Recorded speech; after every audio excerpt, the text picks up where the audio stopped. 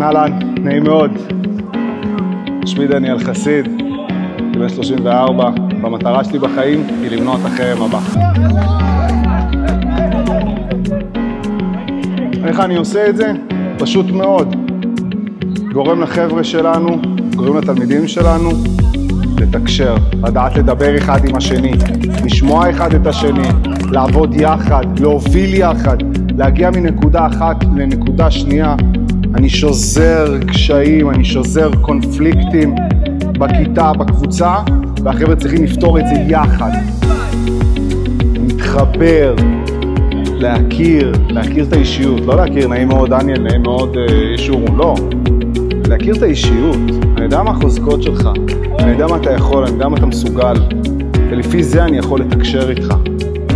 רוב החרמות בישראל מגיעים מתוך מקום שאני לא מכיר אותך, אני לא יודע מי אתה, אתה מגעיל, אתה לא בדיוק באותו וייב שלי, אתה לא אני.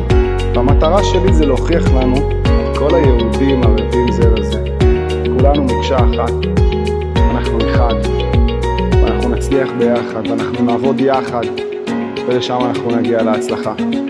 שואלים אותי מלא מאיפה הגיע אליי הרעיון, אז הרעיון הגיע מאז שהייתי ילד קטן, עברתי חרמות בקצב מאוד גבוה, מכיתה א' עד כיתה ד', חרם מאוד מאוד אגרסיבי, ואז מסוף ד' עד, אפשר להגיד, כמעט עד תחילת ו', ואני גדלתי בעצם כמעט את כל היסודי לבד, בלי חברים, וכבר אז אני קיבלתי על עצמי החלטה שהמשימה של החיים שלי היא למנוע את החרם הבא. עשיתי תואר ראשון בחינוך, תואר שני עשיתי התמחות בפסיכולוגיה של הספורט, בניתי תחנות, בעצם בניתי פעילויות שגורמות לנוער שלנו לתקשר.